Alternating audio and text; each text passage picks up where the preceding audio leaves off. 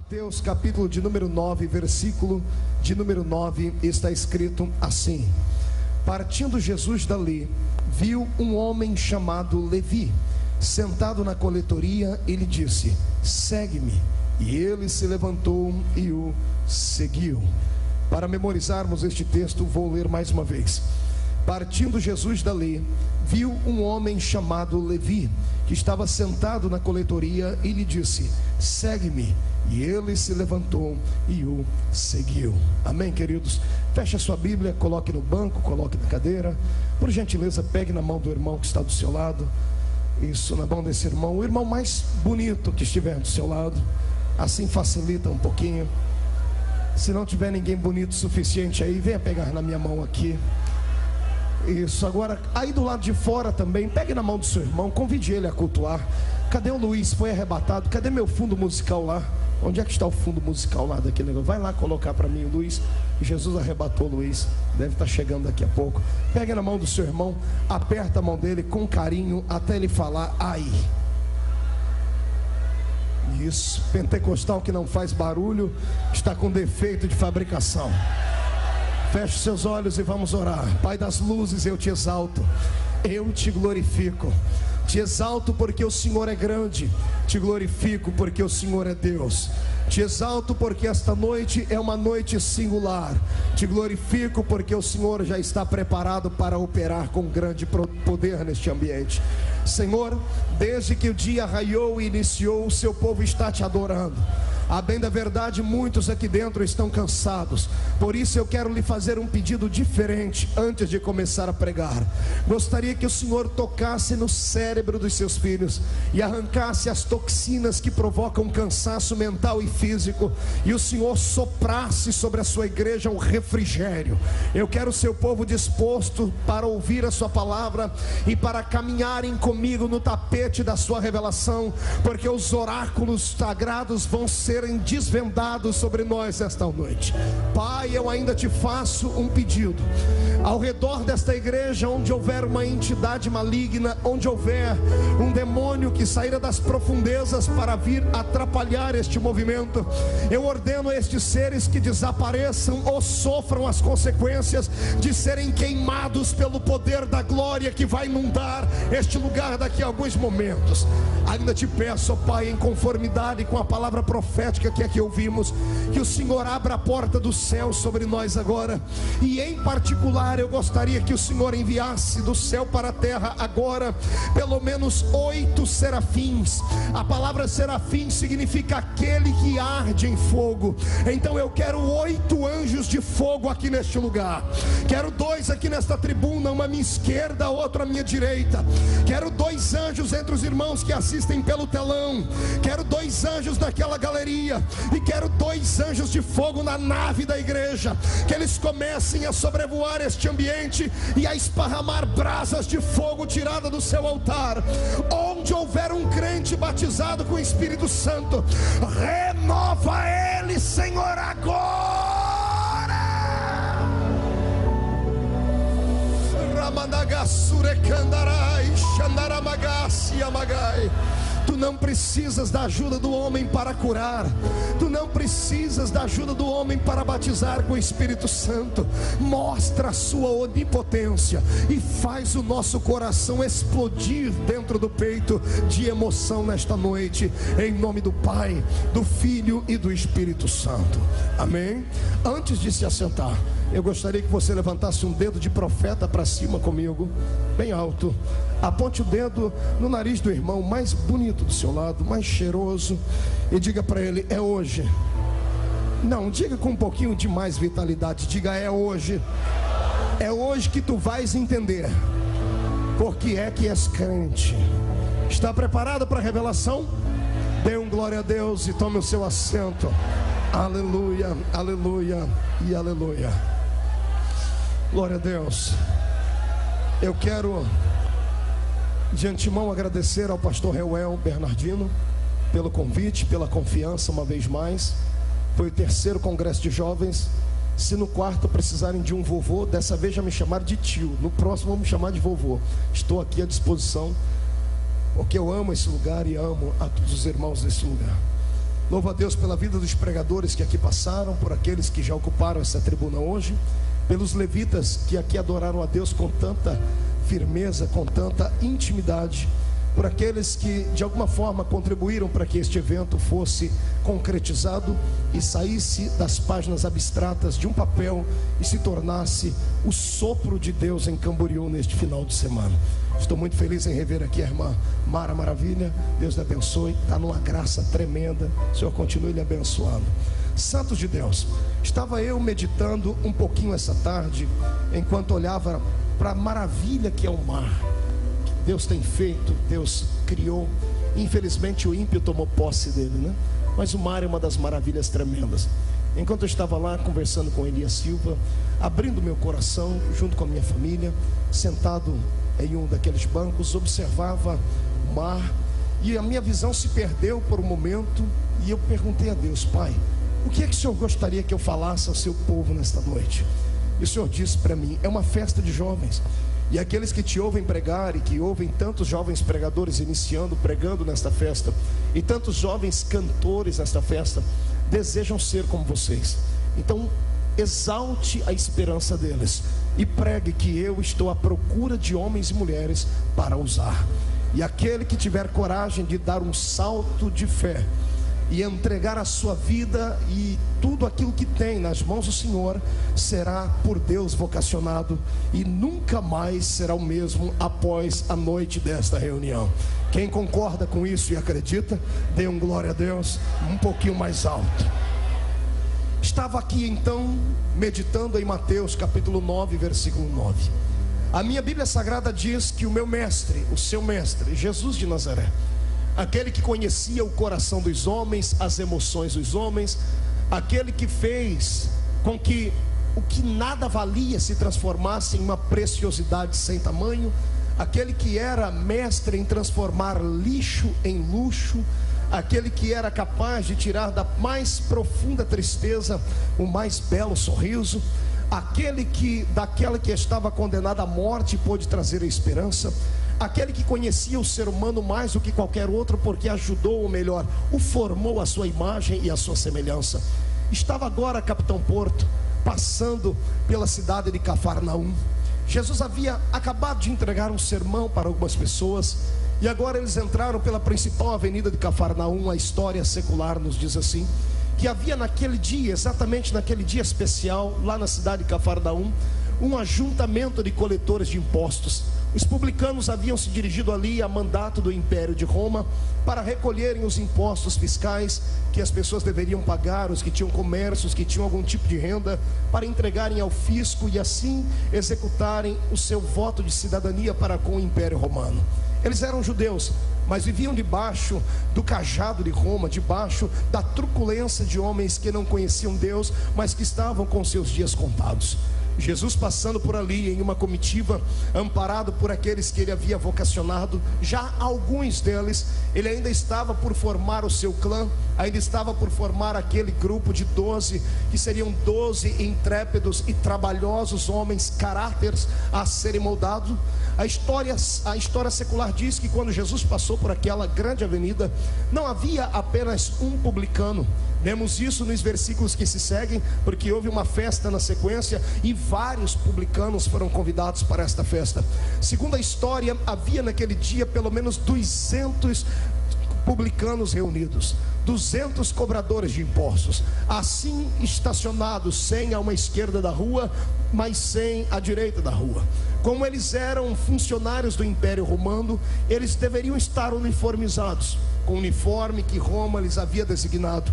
Estando eles com o uniforme que Roma os havia designado, embora trabalhassem para Roma, não eram romanos, estavam, é claro, debaixo da ordem romana, mas eram judeus que habitavam naquela província e que haviam feito um tipo de concurso e agora trabalhavam na coletoria.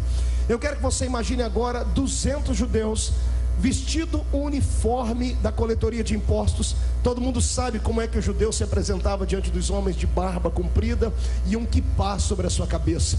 Imagine você, 200 homens de barba, com a mesma roupa, com o mesmo chapeuzinho na cabeça. Quem olhasse para eles acharia que estava tendo uma visão de um bêbado, porque parece que a visão havia se multiplicado. Ou estava olhando para vários homens que pareciam mais gêmeos, porque era muita gente reunida num só lugar, fazendo o mesmo tipo de trabalho, vestindo a mesma roupa, tendo o mesmo estereótipo e todos fazendo a mesma coisa. Eu penso que se o filho de algum daqueles que estavam ali cobrando passasse por ali, e numa visão rápida, global, com os olhos, não conseguiria discernir quem era o seu pai, ou quem era o seu tio, ou quem era o seu parente que estava trabalhando ali. Aqui entra o começo deste sermão, que vai com certeza emocionar o seu coração e vai jogar todos os demônios que disseram para você que você nunca seria nada por terra daqui a pouco. A minha história da Bíblia, que a história da Bíblia diz que Jesus foi entrando por aquele lugar junto com seus discípulos, e eu imagino agora que enquanto eles olhavam, o tesoureiro da reunião já devia estar pegando algum tipo de dinheiro para pagar também os seus impostos, executando assim aquilo que todos os homens deveriam fazer. Mas enquanto alguns estavam preocupados em pagar impostos, havia um entre eles cujo olhar transcendia o olhar de um homem natural.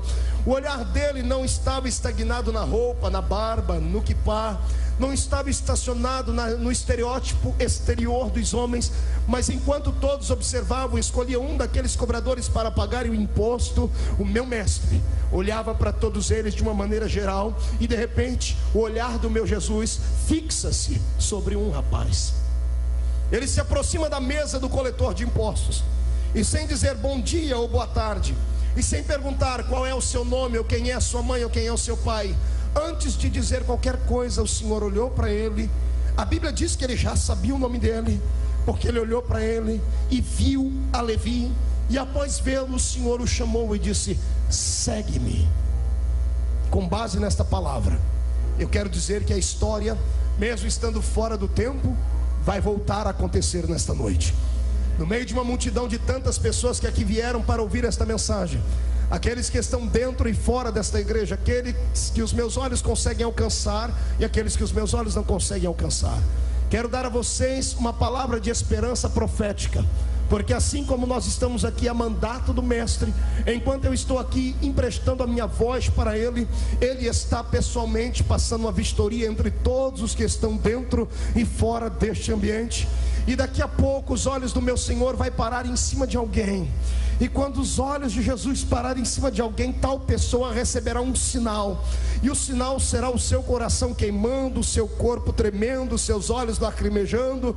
Vai sentir uma presença divina como nunca antes sentiu, vai ter desejo de orar em outras línguas que não pode ser aprendido em escola, e vai começar a se perguntar: por que é que eu, estando aqui tão longe do pregador, estou sentindo tanto a presença de Deus? E então, por antecipação, eu já lhe dou a resposta: é porque Jesus vai enxergar você no meio da multidão e vai chamar você para dizer: segue-me, segue-me, porque o que eu tenho na sua vida, o que eu preparei para ti, homem nenhum poderá jamais bloquear e arrancar, porque quando o Senhor escolhe alguém, está escolhido. E eu quero aqui falar um pouquinho deste método de escolha que Cristo usava.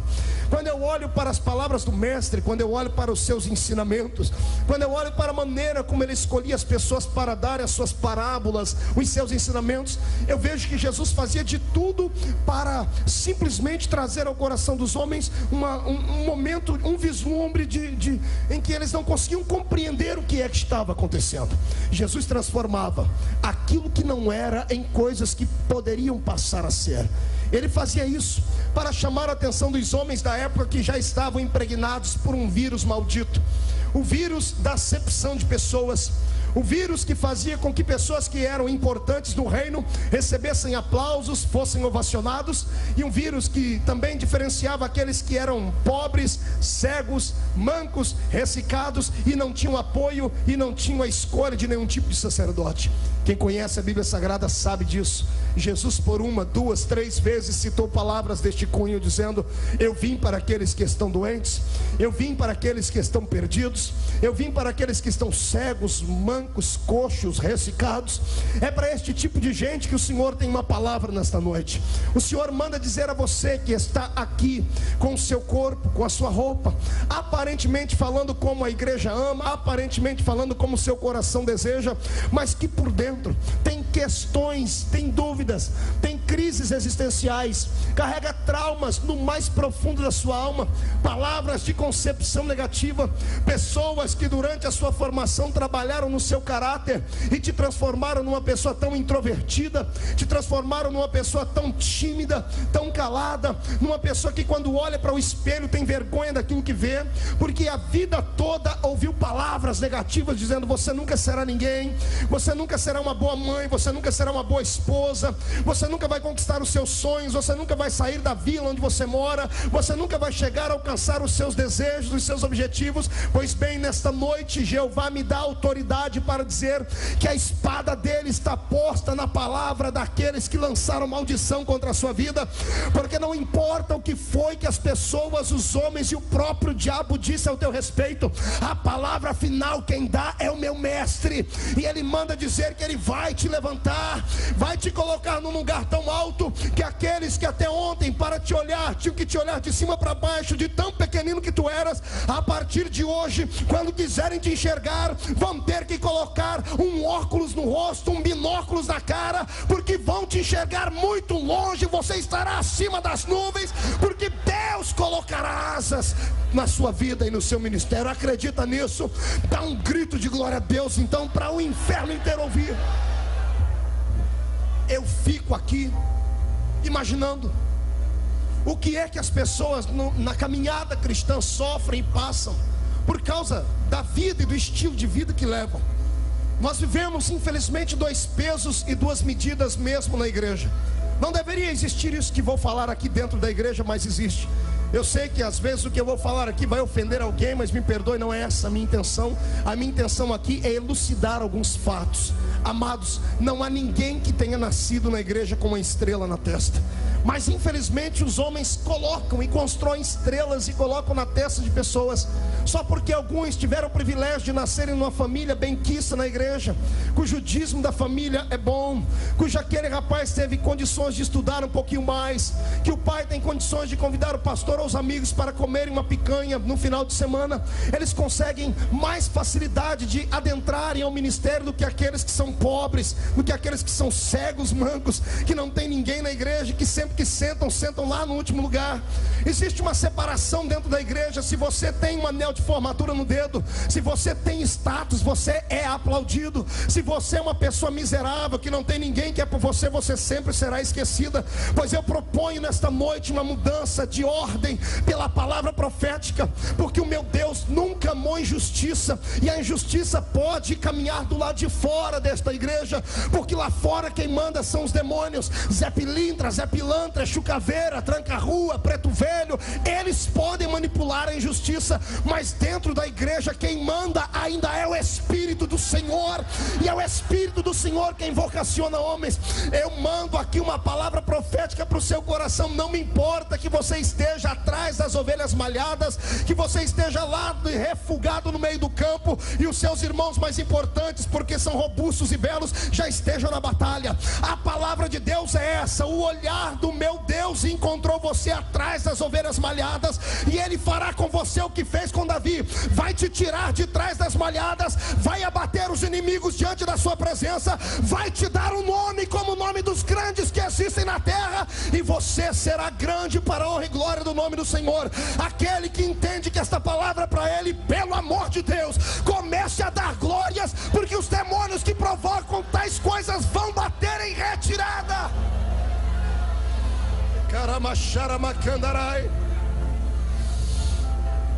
Igreja não é apenas uma reunião formal, onde homens e mulheres ouvem palavras que às vezes chegam a ser boçais. Não, igreja é uma reunião onde o meu mestre usa homens como eu para tratar a alma da pessoa. Não há um justo sequer que tenha entrado dentro desta igreja. Eu costumo dizer por aí que igreja é qual curva de rio. Tudo aquilo que não presta acaba calhando aqui dentro, e isso tem que ser feito. E é para isso que existe a igreja do Senhor. A pessoa entra aqui sem uma história, entra aqui sem um passado, entra aqui sujo, catinguento, sem esperança.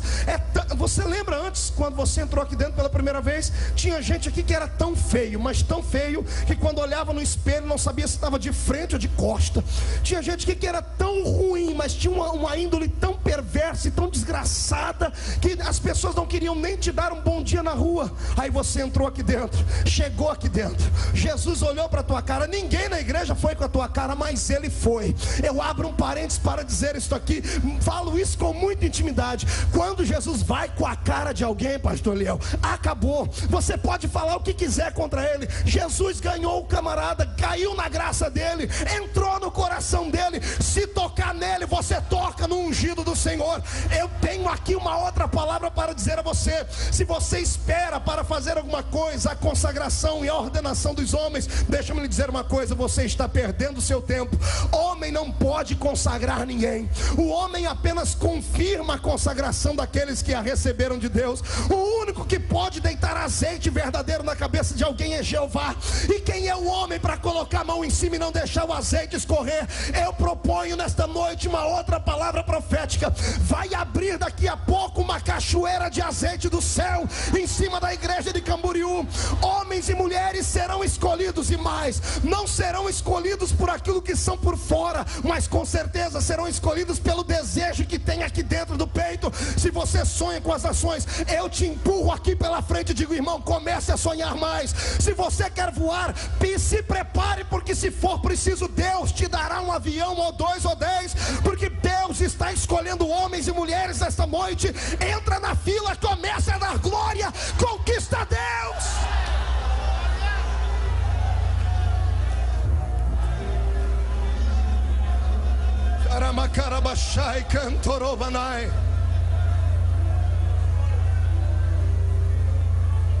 Existem seres humanos aqui dentro que vivem uma vida sub-humana, aqui dentro, no peito, na alma. Ouvimos muitas palavras durante a nossa caminhada com Deus. Ouvimos palavras que são palavras efusivas, carregadas de incentivo espiritual, mas poucos de nós ouvem palavras que curam a nossa alma. Quando eu meditava sobre isso, olhando para o mar, hoje o Senhor me dizia que existem pessoas dentro da igreja que são parecidas com um mausoléu. Mausoléus são aquelas casas que existem dentro do cemitério, onde famílias ricas têm condições de pagar, e essas casas são feitas com o mais fino e luxuoso tipo de pedra, com letras garrafais em bronze, casas que chamam a atenção de quem entra lá dentro, mas que quando você abre a porta, lá dentro só existem féretros, só existem coisas mortas. Existem seres humanos aqui dentro e aí fora nessa noite que até gostariam de dar um glória a Deus bem alto, mas não podem. Não é porque não querem, é porque estão destruídos por dentro. São pessoas que se sentem inúteis, se sentem infelizes, se sentem diminutas e diminuídas a cada momento, porque tiveram a infelicidade de, no meio da caminhada, encontrar algumas pessoas que só porque estavam na sua frente há alguns anos, foram capazes de dizer a você: você nunca será. Te humilharam porque uma vez ao subir no púlpito você errou. Eu disse ontem, repito hoje, a vida é uma série de acertos e desacertos que promovem um bem maior. Quem não tem coragem de se entregar e às vezes errar, quem não tem coragem, tem medo de errar, nunca alcançará a felicidade e o prazer de um dia ter vencido. Deus essa noite quer que você coloque todos os seus complexos de lado. O complexo de ter sido criado dentro de uma casa onde a única palavra que você ouvia do papai e da mamãe era não. Crentes, muito bons crentes dentro da igreja, verdadeiros adoradores, mas em casa, homens e mulheres truculentos, que amarravam a sua alma, amarravam o seu desejo de viver. Dizia a você: você não pode isso, não pode aquilo, não pode aquilo, não pode aquilo. Te colocaram coisas em cima dos seus ombros, fardos pesados demais. E é por isso que você está na igreja há 20, há 30, 40 anos. Teve até um bom casamento, casamento, mas é uma pessoa infeliz. Às vezes se pega no meio da madrugada acordando e não consegue mais dormir, deprimida, oprimida, não sabe por que é que tem um vazio aqui na alma. Vem para a igreja, chora demais. Às vezes a gente olha, alguém pensa, não, ele está chorando de alegria, mas não sabe que há um buraco, há uma ferida aí dentro da sua alma. Pois bem, Deus manda lhe dizer uma coisa: assim como os homens não viram como você era por dentro, Jesus manda dizer que Ele vai inverter o quadro, porque Ele conhece a mais profunda dor da sua alma. O meu Jesus vai com a mão dele hoje dentro do seu coração, vai começar a arrancar aquela casca maldita de dureza que foi colocada aí dentro por alguém que não tinha sensibilidade, por alguém que era muito religioso, mas não tinha o amor de Cristo dentro dele. Nesta noite eu ordeno que a casta de demônios de religiosidade batam em retirada do estado de Santa Catarina, porque a unção do amor divino vai descer aqui. Daqui a pouco você vai sentir o amor de Deus, e o amor de Deus será tão forte que você que nunca saltou vai ter ânimo para pular, porque vai entender que Jesus olhou para você e disse: segue-me, segue-me. Aquele que quer ter uma profunda experiência com Deus, levante a mão direita para cima, coloque a mão no ombro do seu irmão, a mão no ombro dele, e profetiza, diga para ele: Deus vai curar a sua alma. Não grita: Deus vai curar os seus traumas, porque você foi escolhido para segui-lo. Agora, quem acredita nisso, pelo amor de Deus, faça barulho nesse lugar. Mas não faça barulho de 1 segundo nem 2. Isso, faz igual aquele rapaz lá atrás. Pula, grita, planta a bananeira, corre. Deixa Jesus Cristo te tomar. Nesta noite não há espírito pequenino aqui dentro. Todos foram escolhidos pelo mesmo mestre. Recebe alegria.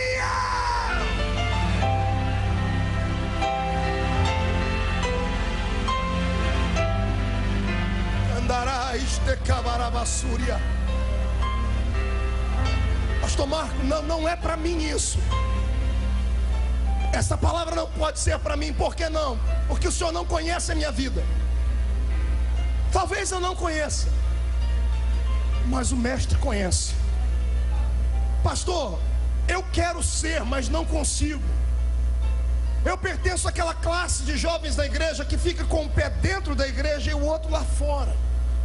Não é que eu seja totalmente rebelde, ou que eu seja totalmente atormentado. Não é que eu seja extremamente com a minha alma perturbada por coisas e questões sensuais. Não é isso. É que quando eu estou aqui na igreja eu me sinto bem. Eu quero isso para sempre. Mas quando eu coloco o pé do lado de fora da igreja, eu também amo o mundo. Eu também desejo ser como os garotos e as garotas da minha geração. Mas isso me perturba, porque quando eu entro aqui dentro eu choro. Eu quero ser como esses que estão aí, mas não consigo. Por quê, pastor? Vou dizer: há uma doença na sua alma que ainda não foi tratada. Quando você veio para dentro da igreja, você veio não porque você carecia tanto de Deus. Você veio porque um amigo lhe convidou. Alguns estão aqui, são crentes porque o pai é, porque a mãe é. Acostumaram a ficar aqui dentro, e o ambiente de fato é divino, é sagrado, é gostoso. É lindo você ver Deus operar, sentir esses arrepios que a gente sente no corpo, porque a presença de Deus, a energia do Espírito Santo o envolve. Mas quando tu sais daqui para lá, te falta um tratamento na alma. Você ainda não foi convertido 100%. É por isso que você fica coxando em dois pensamentos. Ninguém é mal porque quer. O ser humano não é maldoso porque quer. Ele não acorda de dia e vai dizer: eu vou matar alguém hoje à noite. O ser humano não é assim. O ser humano é imagem e semelhança de Deus. Sofremos bombardeios na mente 24 horas. E por isso o Senhor manda dizer que hoje Ele quer que você enxergue a Ele, porque Ele já te enxergou. A sua mente sofrerá nesta noite aqui um tratamento divino. Uma cirurgia será feita dentro do seu cérebro. Todas as acusações, todos os dardos de Satanás vão sucumbir à presença do Espírito Santo, porque o Espírito Santo, quando vem, ele é melhor do que qualquer psicólogo. Você nunca mais vai ter que gastar dinheiro com psiquiatra, nunca mais vai deitar no divã de psicólogo nenhum, porque Jesus Cristo trata das suas emoções. Você é escolhido. Não importa o que as pessoas dizem, você é é escolhido. E enquanto isso não entrar dentro da sua cabeça, você vai ser este crente triste, frio, entra aqui dentro da igreja, não vai ter atitudes para adorar Jesus, nunca vai sentir a presença dele, porque a sua mente acusa a sua própria alma, e os diabos e os demônios colocam as unhas, o seu cérebro diz: você não vai ser, não vai ser, não vai ser. Agora a hora que você vencer, a hora que você dizer pela fé, eu vou ser, eu já sou, vou chegar lá, isso é pela fé. Cada palavra dessa que você grita, irmão, é demônios que batem retirada da sua vida. Eu não estou aqui querendo apenas uma palavra emotiva, isto aqui não é autoajuda, não, isto aqui é a palavra profética. Você não é mais um ser humano comum, estando aqui dentro você é soldado de Cristo. Os demônios que te enfrentam até hoje, te jogam pelo chão, só fazem isso porque você ainda não sabe a autoridade que está na sua vida. Abre a sua alma nesta noite para Deus, e você vai ver que Jesus colocou armas dentro de você. Ele te deu línguas estranhas, Ele te deu autoridade contra os demônios, Ele te deu poder para enxergar além daquilo que os homens naturais veem. Se você conseguir nessa noite enxergar as armas que o Senhor te deu, os demônios a partir de agora vão se curvar diante da sua vida. Você vai esmagar a cabeça deles, não vai ter medo deles mais, porque você foi escolhido por Deus, e ponto final. Quem aqui foi escolhido por Deus? Deixa eu ver, deixa-me ver. Veja a dificuldade, tem gente que nem para levantar a mão presta. Ó filho de Deus, abre os olhos, tu és escolhido. Quem é escolhido, levante a mão e dá glória.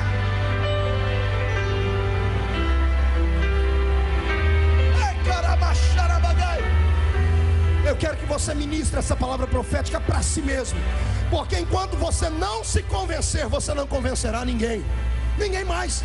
Se você não acreditar na sua chamada, se você não acreditar nos seus sonhos, se você não acreditar naquilo que Deus te deu, ninguém acreditará por você. Escute o que eu estou dizendo, eu falo isso com experiência própria, porque se você não tiver plena consciência da sua chamada, dos seus sonhos, qualquer pessoa, qualquer indivíduo vai se contrapor entre você e a sua bênção, e você será deixado para trás. Você tem que acreditar no seu sonho. Não interessa que esteja difícil para construir o muro da sua cidade. Eu sei que está difícil, você está tendo que trabalhar com uma mão colocando tijolos e com a outra uma espada para se defender. Eu sei que homens virão como Sanbalate e Tobias para dizer: desce daí. Você tem que acreditar no seu sonho. Você tem que acreditar que este muro vai ser erguido e que daqui a pouco ninguém mais vai poder transpassá-lo. Tem que ter coragem de olhar para o diabo e dizer: não me interessa o que você pensa, eu estou em uma grande obra e ninguém me tira daqui. Eu acredito que o Senhor me vocacionou e me escolheu. Vamos fazer aqui uma atitude de fé. Levante a mão direita para cima e faça igual ontem, bata no peito. Mas hoje bata com um pouquinho mais de força. Eu quero escutar um tapa no peito. Deixa-me ver. Olhe para o irmão e diga assim: ainda que você não acredite. Diga para ele. Não grita, diga: ainda que você não creia. Vai para cima e diga: ainda que minha família não acredite, ainda que o meu pastor não acredite, eu fui escolhido por Deus, e ponto final. Quem foi escolhido por Deus, salta para cima para adorar.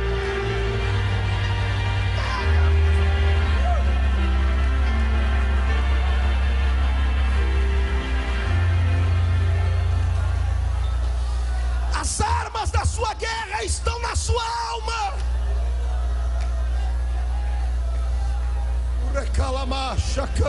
Cadê esse fundo musical, Luiz? Que eu não escuto ele.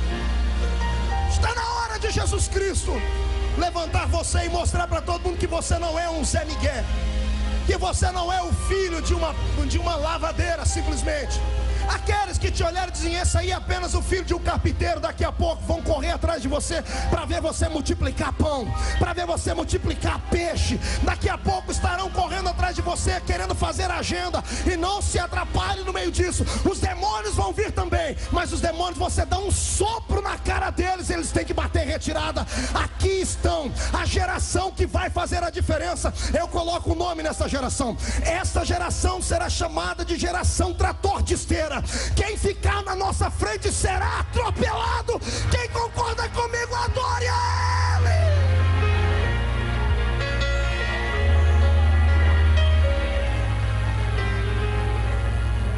Pastor, o que é que eu faço com os meus sentimentos? Depende dos sentimentos. Divida-os em dois grupos: sentimentos que lhe perturbam, de angústia, tristeza. Coloque eles num canto E aqueles sentimentos de paz, de vitória e de prosperidade, coloque em outro. Aqueles que são negativos, dê um jeito de colocar debaixo do seu pé e segura eles com o pé. Eles nunca podem estar acima da sua vida, eles têm que ficar lá no lugar deles. Eles existem para que seja colocado um ponto de apoio, um equilíbrio. Senão você deixa de ser homem e passa a ser semideus. Os problemas existem, tem que existir, nós temos que aprender a conviver com eles e vencê-los. Agora, estes outros sentimentos, você tem que todos os dias, quando acordar, adorar a Deus e dizer: Senhor, muito obrigado por ter me feito um vencedor. Muito obrigado por ter me feito alguém que vai vencer. Acorde de manhã, não importa o pé que você coloque no chão, o direito ou o esquerdo. O que importa é como você coloca o seu coração no dia a dia. Abra os seus olhos e diga assim: hoje eu vou vencer. A psicologia diz que os 15 primeiros minutos do dia, eles refletem como será o nosso dia para o restante até as 24 horas terminar. Se você acordar, os seus primeiros 15 minutos forem minutos de alegria, de glória, o seu dia será um dia de vitória. Se você acordar simplesmente introvertido, fechado, será um dia de penumbra. Então faça o seguinte: já que você é pentecostal, só esta raça de homens na terra, os pentecostais, podem acordar de manhãzinha e já orar em línguas pelo menos uns 15 minutos. Ore 15 minutos por dia em línguas estranhas quando acordar. E eu quero ver quem é que vai te encarar no meio da rua. Quero ver quem é o Satanás que vai entrar na sua frente. Se vier o incrível Hulk, você vai ser aquele efeito gama que vai expulsá-lo. Se vier o Rambo, você vai expulsar. Se vier Satanás pessoalmente, ele vai ter que se curvar diante de você, porque tu és príncipe de Deus. Quem é príncipe adora. Tu é príncipe. Tu és príncipe. O problema é que tem alguns príncipes que carregam tanto complexo de inferioridade aqui dentro do peito. Eles têm dúvida de que são príncipes. Às vezes eles olham no espelho, Elias, vê a coroa e diz: não, mas eu não mereço, não é minha. Aí, pastor Léo, se curva. Quando curva, a coroa cai. O que tem de príncipe sem coroa aqui nesse lugar? É por isso que você não sente o que eu sinto. É por isso que você não salta como eu salto. É por isso que você vem para a igreja que parecendo uma estátua de museu. Fica aí com essa boca travada, língua de aço, boca de ferro. Fica aí com esse olho seco igual o olho de coruja. Fica dormindo na reunião, porque é um príncipe sem coroa. Agora aqui tem muitos príncipes com coroas. Eu estou vendo eles. São homens e mulheres determinados, vão vencer. Quando caminham pela terra, ninguém enxerga um homem ou uma mulher. Quem olha para você enxerga um tição de fogo tirado do trono de Jeová. Aqueles que nasceram para seguirem ao mestre. Pelo amor de Deus, levante a mão para cima da glória, exalta, pula, salta. Toma posse do seu milagre. Ai, Jesus. Escute. O diabo é um adversário muito grande. Ele tem poder, mas aquele que está em mim, está em ti, ele tem todo o poder. Eu costumo dizer que o diabo, ele não sabe o futuro, porque a Bíblia diz que onipotente, onipresente e onisciente é só o Pai. O diabo não sabe o futuro, mas ele é um psicólogo bem estudado. Ele carregou a sua vida toda estudando a psique humana e observando a maneira como os seres humanos caminham pela terra. Luiz, agora um pouquinho mais baixinho. Fique imaginando. O que é que faz o diabo perseguir uma pessoa desde o ventre da mãe se ele não sabe o futuro dela? Por que existem pessoas aqui dentro que carregam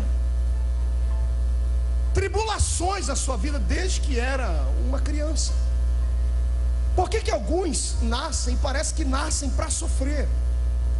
Por que existem pessoas que têm histórias tão sórdidas, tão tristes, que dariam um livro a gente escrever? Por que existem pessoas que sofrem desde a tenra infância?